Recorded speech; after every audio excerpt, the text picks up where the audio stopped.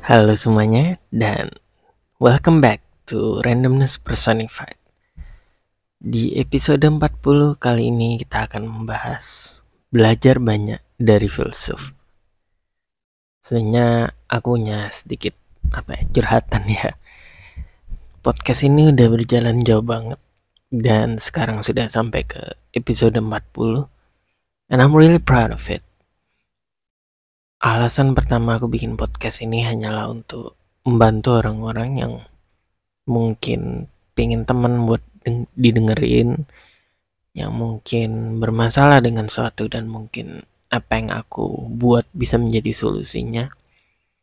Mungkin teman-teman cuman butuh teman buat tidur supaya merasa nggak kesepian atau ini dan atau itu apapun itu. Aku benar-benar bersyukur bisa sampai sejauh ini di banyak banget tahun-tahunku jatuh bangun untuk mencoba berpodcast lagi. Season after season ya memang banyak tantangannya. Tapi aku bersyukur bisa sejauh ini. Dan aku juga berterima kasih juga banyak sama teman-teman yang udah mensupport aku, membantu aku banyak banget sampai bisa di titik ini. Thank you guys so much. You matter most to me. Dan kembali ke topik di tangan ya, belajar banyak dari filsuf. Aku yakin banyak banget dari kita yang sekali waktu memikirkan tentang arti hidup kita. Bagiku yang sedang di usia 20-an tanggung, dan mungkin berapa dari teman-teman juga, mungkin ada yang umur 50 tahunan gitu dan mencoba mencari jati diri hidup kita lagi. Mungkin beberapa dari teman-teman baru aja mengalami masa-masa di mana kita harus bijak dan selektif dalam memandang hidup. Mungkin berapa dari teman-teman mencoba untuk memaknai jalan dari teman-teman. Mungkin ada yang mau mencoba sekali lagi. Mungkin berapa dari teman-teman terjaga saat malam hari dan mencoba untuk benar-benar berpikir, sebenarnya aku tuh hidup untuk apa sih? Demi apa sih? Apa yang sebenarnya aku cari sih dalam hidup? Aku akan mencoba mencari jawabannya di berbagai filosofi hidup, teman-teman. Jadi, ada suatu hal yang bisa membantu kita, bahwasanya kita nggak pernah melalui ini semua sendirian, teman-teman. Nggak dulu, sekarang, nggak nanti, dan nggak bakal juga selamanya.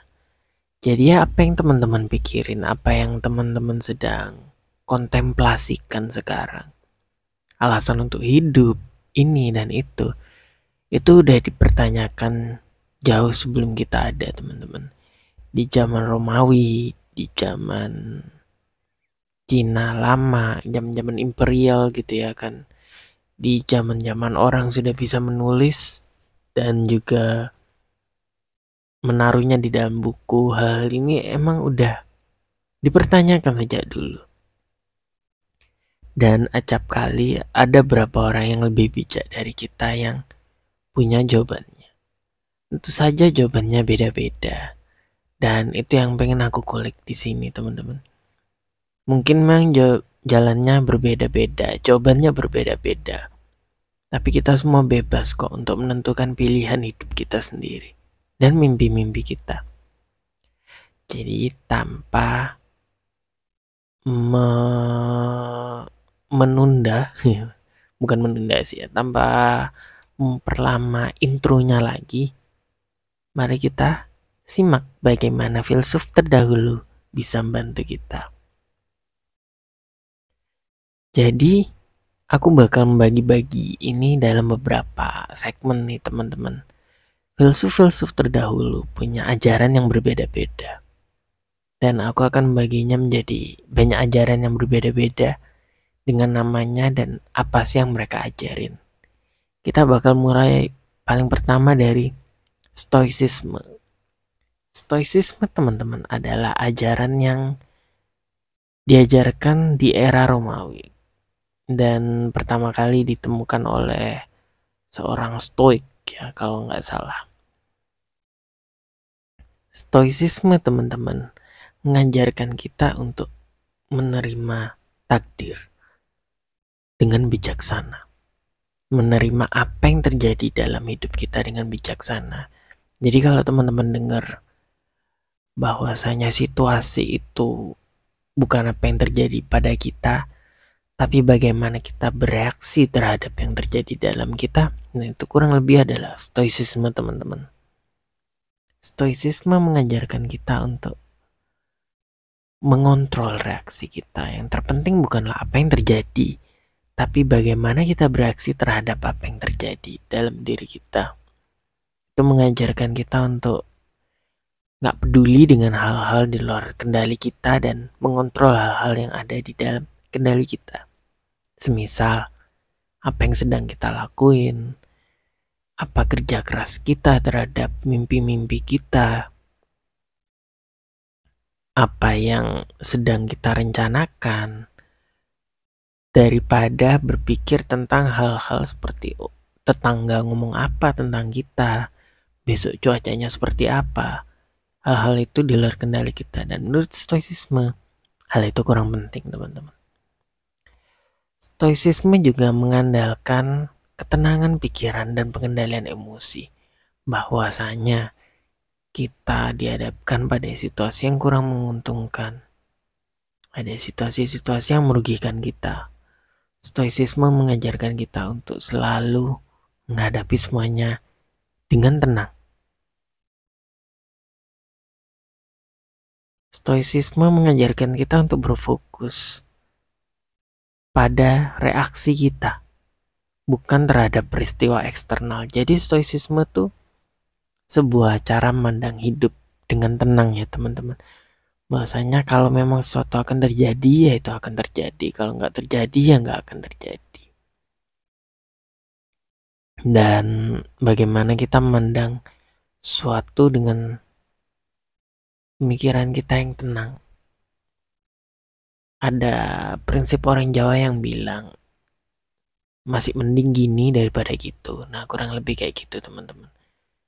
Stoicisme mengajarkan kita untuk ya paling nggak bisa positif lah di dalam hidup. Dalam artian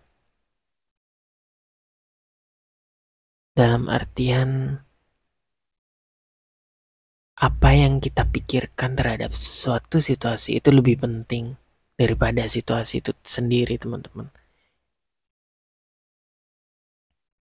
Stoicisme adalah salah satu pemikiran filsuf yang aku paling suka secara pribadi, karena ini mengajarkan kita untuk tetap kalem, tetap tenang. Apapun itu yang terjadi dalam hidup kita, tetap percaya. Dan mungkin teman-teman bisa nebak dari nada suaraku dan juga perawakan podcast ini, kalau mostly aku juga tenang terhadap suatu. Dan aku berharap teman-teman juga bisa mengambil sisi positifnya dari stoicisme ini. Pengajaran filsuf yang kedua adalah Konfusianisme. Konfusianisme sendiri diajarkan oleh seorang filsuf bernama Konfusius, dan ini mengutamakan etika, tata krama, dan juga penghormatan. Ajaran-ajaran seperti ini erat hubungannya dengan nilai-nilai ketimuran, teman-teman. Konfusianisme menekankan pentingnya hubungan keluarga dan keharmonisan sosial, dan mendorong pembelajaran dan pengembangan pribadi sepanjang hidup. Konfusianisme mengajarkan kita untuk taat, teman-teman. Mengajarkan kita untuk berbakti pada orang tua. Dan menurutku itu sesuatu yang mulia ya. Karena budaya ketimuran mengajarkan kita untuk menjunjung tinggi orang-orang yang sudah banyak mengasuh kita. Itu tuh hitungannya salah satu filial piety, atau kayak cara kita berbalas budi. Dan ada benarnya juga kalau orang bilang surga ada di telapak kaki ibu. Dan Konfusianisme ini mengajarkan hal itu juga, kalau nggak cuma di telapak kaki ibu ya, surga ada di telapak kaki orang-orang yang sudah mengasuh kita. Surga berada di orang-orang yang kita hormati. Dan di dalam ajaran Konfusianisme ini teman-teman, hubungan sosial, hubungan keluarga itu dijunjung amat sangat tinggi. Dan aku rasa mungkin ada benarnya. Berapa dari kita memang harus mengutamakan keluarga dulu daripada teman-teman. Bahwa di saat-saat terburuk kita yang membantu kita adalah orang tua. Bahwa ketika kita nggak punya siapa-siapa, kita tetap bisa pulang ke orang tua. Hal-hal ini dan itu dan banyak hal lainnya mengajarkan kita untuk berbakti lebih banyak terhadap orang tua. Dan akhirnya ajaran Konfusianisme ini amat sangat baik dilakukan ya dalam kehidupan kita sehari-hari. Yang ketiga adalah hedonisme. Seperti yang kita sering lihat jargonnya di dunia nyata. Kalau kita ngeliat orang belanja banyak, dia hedon. Kalau kita ngeliat orang yang ambisinya banyak, dia hedon. Begitu pula dengan ajaran hedonisme. Hedonisme adalah ajaran untuk mencari kebahagiaan dan kesenangan sebagai tujuan utama hidup. Dan ada salah satu cabangnya nih teman-teman, yaitu Epikurianisme, yaitu suatu filosofi yang mengutamakan kebahagiaan jangka panjang dan kesenangan sederhana. Hedonisme sendiri juga umumnya menghindari penderitaan fisik dan mental. Nah, dalam hedonisme ini teman-teman, biasanya kita bisa temukan pembenarannya dalam kenapa aku harus nunggu bahagia nanti kalau aku bisa bahagia sekarang? Kenapa aku harus nunggu barangnya nanti kalau aku bisa beli diskonnya sekarang? Dan beberapa kali mungkin ajaran ini memang bisa membantu kita teman-teman. Dalam hidup memang kita tidak harus selalu menunggu untuk kesempatan kedua. Bahkan acap kali kesempatan kedua itu nggak selalu datang. Jadi berpegang teguh di dalam prinsip hedonisme ini adalah cara kita memandang hidup sebagai serentetan hal-hal yang membuat kita bahagia. Paling nggak aku memandangnya demikian. Jadi gini teman-teman, kita kan tahu hal-hal yang membuat kita bahagia. Dan kita juga tahu hal-hal yang membuat kita nggak bahagia. Jadi kita harus lebih banyak melakukan hal-hal yang membuat kita senang daripada hal-hal yang membuat kita sedih. Dalam satu hal dan yang lain itu membantu kita untuk menjadi pribadi yang lebih bahagia. Dan siapa sih yang lebih butuh kebahagiaan dibandingkan diri kita sendiri? Aku juga bilang berkali-kali kalau kita harus mengutamakan kebahagiaan kita sendiri dibanding orang lain dulu. Your happiness must always comes first. Dan di beberapa bagian dalam filosofi hedonisme ini adalah baik untuk kita menemukan kebahagiaan dalam diri kita sendiri. Yang keempat adalah utilitarianisme. Ajaran ini teman-teman menekankan kesejahteraan maksimal untuk sebanyak mungkin orang. Jadi prinsipnya kurang lebih sama dengan populisme ya, ataupun kayak kita harus melihat satu sama lain bahagia. Dia bahagia, dan dia bahagia, dan aku bahagia. Jadi ini mengesampingkan rasa envious ya, atau iri hati. Utilitarianisme juga mencetuskan bahwasanya keputusan moral diambil berdasarkan dampak kebahagiaan dan penderitaan, dan diterapkan dalam pengambilan keputusan etis individu dan kebijakan sosial. Dalam banyak segi, dalam banyak sisi, utilitarianisme membantu kita untuk bahagia dengan cara sejahtera. Bahwasanya keputusan-keputusan yang kita ambil, kita juga melibatkan orang lain di dalamnya. Jadi kalau teman-teman bisa membuat sebuah keputusan yang beneficial untuk teman-teman dan juga orang lain, itu adalah satu yang dipandang bagus. Dan aku juga setuju tentang itu, teman-teman.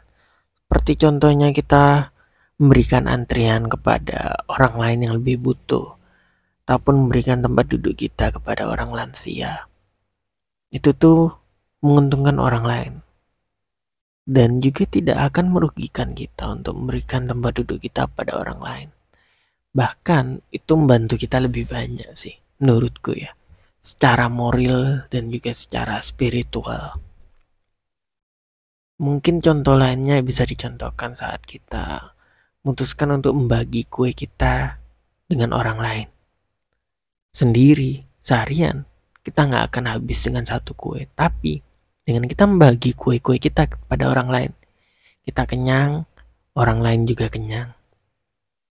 Dan lebih daripada sifat membantu orang lain, itu juga membantu teman-teman semua. Dan aku merupakan orang yang selalu percaya, terkadang cara terbaik untuk menolong orang lain adalah dengan menolong diri sendiri. Dan juga sebaliknya, cara terbaik untuk menolong diri sendiri adalah dengan menolong orang lain. Yang kelima adalah nihilisme. Nihilisme adalah sebuah filosofi yang menyatakan bahwa kehidupan tidak memiliki makna inherent atau nilai objektif. Aku pingin teman-teman mendengarkan statementku baik-baik, disclaimerku baik-baik, bahwasanya nihilisme adalah cara memandang hidup bagi beberapa orang. Ini tidak harus diterima mentah-mentah oleh teman-teman. Dan teman-teman juga nggak harus mengikuti apapun filosofi yang ada di sini.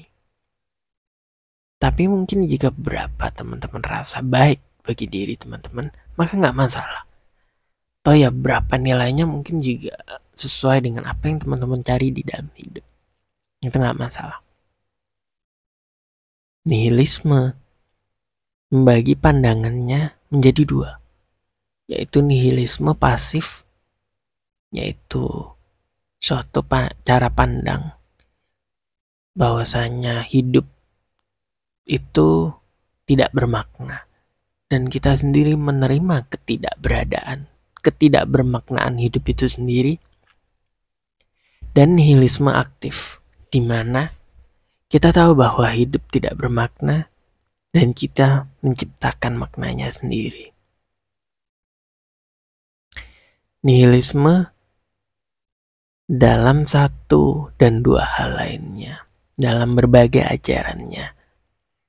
Sisi positifnya adalah kita bisa memiliki kebebasan dari tekanan mencari makna eksternal. Kita bebas senyata-nyatanya memilih bagaimana kita harus menjalani hidup kita dan memilih cara menjalani hidup kita. Kita gak harus hidup dengan standar orang lain. Kita gak harus hidup demi mewujudkan keinginan orang tua yang ingin kita jadi dokter. Kita gak harus hidup dengan keinginan harus punya anak karena kita dipaksa punya anak. Kita gak harus hidup dengan keinginan harus jadi sukses karena masyarakat menuntut kita untuk sukses. Enggak. Jadi kalau teman-teman merasa bahwasanya tujuan hidup kita adalah ingin menciptakan semisal suatu novel tentang naga-naga berwarna hijau dan ungu dan kuning, maka itu adalah tujuan hidup teman-teman. Dalam nihilisme adalah baik untuk kita menciptakan makna kita sendiri. Jika teman-teman merasa tujuan hidup teman-teman adalah untuk menonton anime, maka itu baik. Aku memandangnya dalam hal kalau tujuan teman-teman, cita-cita teman-teman yang sekarang ada, yang sekarang teman-teman punya, itu gak harus muluk-muluk dan itu bisa membahagiakan teman-teman tanpa harus merugikan orang lain. Maka itu adalah baik teman-teman. Itu adalah hal paling baik yang bisa kita lakukan pada diri kita sendiri. Dan toh ya apapun mimpi teman-teman, aku sebagai teman yang baik, dan juga teman-teman lainnya yang benar-benar sayang dengan teman-teman, pasti juga akan menerima apapun itu mimpinya. Selama kita dengan baik hati dan dengan senang hati menjalaninya, maka kita bisa dengan sebebas-bebasnya menentukan mimpi kita. Nihilisme adalah suatu gambaran dan cara pandang hidup yang harus kita nilai dengan hati-hati, teman-teman. Hanya karena beberapa bagian di dalamnya mengajarkan bahwasannya hidup tidak memiliki makna. Bukan berarti hidup tidak memiliki makna dalam arti sesungguhnya. Tapi lebih kepada teman-teman bisa mencari makna dalam hidup itu sendiri. Atau teman-teman bisa mengilhami bahwa ya hidup ini memang gak ada maknanya dari awal. Maka dari itu, teman-teman bebas melakukan apapun yang teman-teman inginkan. Aku ingin kita semua memandangnya demikian, bahwa nihilisme memiliki sesuatu yang baik, yang inherent di dalamnya, yang bisa kita terima. Terlepas dari pengajarannya yang mungkin bisa multitafsir kepada diri kita semua. Ajaran yang selanjutnya adalah eksistensialisme. Filosofi ini menekankan kebebasan individu untuk membuat pilihan dan menentukan makna hidup. Dan juga menghadapi ketidakpastian dan kebetulan hidup dengan keberanian. Ini sebenarnya kurang lebih sama dengan bagaimana kita menanggapi nihilisme dengan positif. Eksistensialisme adalah cara kita memandang nihilisme dengan positif. Bahwasanya balik lagi ke topik utama dari intro dari acara ini. Intro dari acara ini adalah bagi teman-teman yang sedang mencari tujuan hidup, bagi teman-teman yang sedang kebingungan, bagi teman-teman yang sedang mencoba memaknai jalan dari teman-teman. Itu adalah pertanyaan eksistensial, teman-teman. Kita mempertanyakan apa arti kita untuk hidup. Kita mempertanyakan arti kita untuk eksis. To exist. Untuk ada di dalam alam semesta ini. Dan dalam 1000 orang yang bisa kita tanyakan tentang ini, akan muncul 1000 jawaban yang berbeda. Dan semua jawaban mereka adalah baik, teman-teman. Jadi inti dari eksistensialisme ini adalah kita eksis karena kita butuh untuk eksis. Kita eksis karena tujuan kita masing-masing.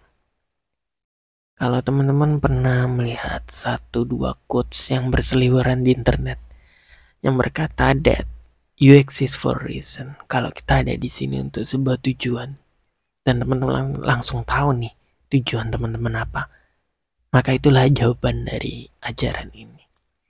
Eksistensialisme mengajarkan kita untuk eksis di dalam cara kita sendiri. Dan ada banyak hal yang bisa kita ambil dalam filosofi ini. Dan menurutku ini adalah cara pandang yang baik dalam menjalani hidup. Cara pandang selanjutnya adalah absurdisme.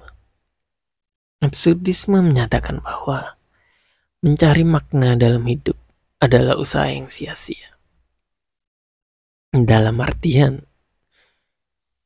semakin kita menggali, semakin kita nggak menemukan apa-apa. Bahwasanya kita mengilhami bahwa alam semesta, cara hidup kita bekerja, dan berbagai pertanyaan tentang kehidupan ini adalah absurd. Semakin kita cari, semakin kita bertemu kenyataan kalau itu absurd. Dan absurdisme ini menyikapi ketidakbermaknaan hidup dengan memberontak dan menjalaninya dengan senang hati. Jadi sedikit terbalik dengan ajaran-ajaran sebelumnya, absurdisme menyatakan bahwasanya hidup ini gak harus punya alasan. Dan karena gak punya alasan itu, kita bebas. Kalau ada orang yang tanya kita, ngapain itu kan absurd. Itu adalah makna dari ini semua. Bahwasanya segala sesuatunya memang absurd di mata orang lain. Bagi orang lain yang gak menyukai mancing, sebuah hobi di mana kita harus menunggu ikan selama 2 jam, gak ngapa-ngapain, duduk melongo, mungkin bisa dikatakan hobi yang aneh, hobi yang absurd, dimana kita bisa aja beli ikan langsung di pasar, langsung dimasak, langsung udah selesai. Tapi bagi teman-teman yang menyukai mancing, mungkin statement itu akan berbeda. Mungkin kita menemukan ketenangan dalam mancing. Mungkin kesabaran kita dalam mancing dan dapat ikannya adalah sebuah act of reward, sesuatu yang memang kita tunggu-tunggu, dan itu memberikan kesenangan bagi kita. Apa yang menurut orang lain absurd, nggak harus jadi absurd di mata kita sendiri. Dan itulah yang filosofi ini coba ajarkan. Jadi teman-teman bebas untuk mencari absurditas hidup dan mempercayainya dengan sepenuh hati teman-teman. Aku berharap dari banyak ajaran tadi teman-teman bisa mencari 1 atau 2 atau 3 atau kombinasi dari banyak ajaran itu dan menggunakannya untuk improve hidup kita, untuk kita semakin yakin dengan apa sih yang sebenarnya kita cari dalam hidup. Apa sih kebijakan, kebijaksanaan, dan juga cara orang lain terdahulu memandang hidup yang bisa membantu kita lebih baik dalam memandang hidup juga. Bahwasanya kontemplasi orang zaman dulu itu kurang lebih sama dengan cara kita memandang hidup. Dan kita bisa menemukan jawabannya sedikit lebih baik, sedikit lebih paham mengenai apa yang sebenarnya kita cari dalam hidup. Dan filosofi hidup itu bukan suatu yang dipahat di dalam batu, teman-teman. Kita bebas untuk menentukan maknanya. Kita bebas untuk mencari senyata-nyatanya tujuan kita dalam hidup. Dan kalau tujuan teman-teman tidak ada di dalam filosofi tadi, itu bagus. Itu gak apa-apa teman-teman. Kalau ada di dalam filosofi tadi, itu juga bagus teman-teman. Aku di sini mencoba membantu kita semua untuk lebih memahami jalan-jalan kita dalam makna hidup, dan kalau itu ada di dalam apa yang udah aku katakan tadi, maka itu sudah bagus. Seringkali aku mengatakan kalau aku memulai podcast ini karena aku ingin membantu orang lain. Episode ini pun sama. Dalam artian filosofi dan juga perjalananku dalam mencari hidup, makna hidup, aku menyadari kalau aku bisa membantu orang lain dengan cara yang sama. Toh ya, aku juga sudah terbantu dari orang lain juga dengan filosofi hidup mereka. Jadi gak ada salahnya aku membantu orang lain. Buat teman-teman yang merasa terbantu dengan ini, teman-teman juga bisa membantu orang lain menemukan jalan mereka sendiri-sendiri. Seperti halnya aku udah terbantu dan aku ingin bantu teman-teman yang udah merasa terbantu juga bisa membantu orang lain. Dan menurutku dalam beberapa hal ya, saling bantu-bantu juga merupakan filosofi hidup yang sangat mulia. Buat teman-teman yang kesulitan menjalani hidup, buat teman-teman yang merasa ingin menemukan caranya, tapi nggak nemu-nemu. Buat teman-teman yang berkali-kali mencoba memaknai hidup ini dan segala penderitaannya, tapi nggak nemu-nemu. Teman-teman yang butuh teman buat curhat, teman-teman yang butuh buat didengerin, teman-teman yang butuh venting out, yang butuh semua keluh kesahnya didengerin. Teman-teman boleh banget DM aku di semua kanal sosmedku. Teman-teman boleh banget langsung WhatsApp aku atau langsung nelpon, apapun itu. Aku dengan senang hati akan bantu teman-teman kapanpun itu.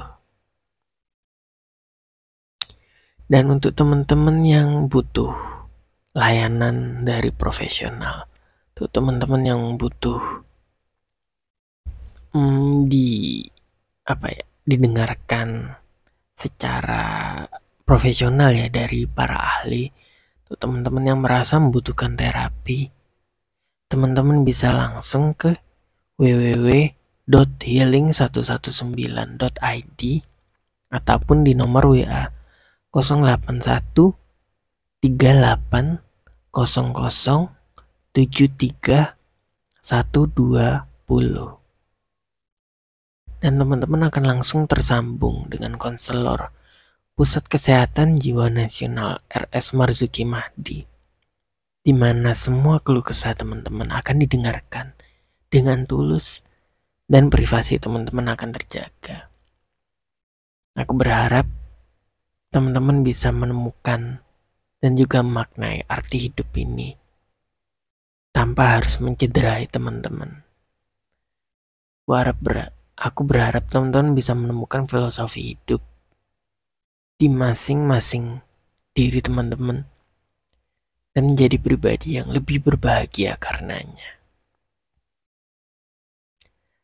Aku juga berharap apapun itu yang teman-teman sedang lalui sekarang, maupun dalam memilih filosofi hidup ataupun sedang mencari jalannya, aku berharap teman-teman semua diberikan kemudahan untuk menjalani hari-hari teman-teman dalam mencari jawabannya. Thank you so much for listening to today's podcast. Aku seneng banget bisa sampai sejauh ini dalam suatu hal ya. Untuk aku bisa sampai ke episode 40 juga merupakan filosofi hidup tersendiri buat aku teman-teman. Bahwa aku sudah bisa achieve something in my life. Dan aku juga bisa memberikannya pada orang lain. Aku juga bisa membantu orang lain. Buat aku itu juga merupakan sesuatu yang mulia. Dan selama aku masih bisa, selama aku masih mampu, aku akan terus-menerus melakukan podcast ini. Once again, thank you for listening teman-teman. God bless you and I will see you next time.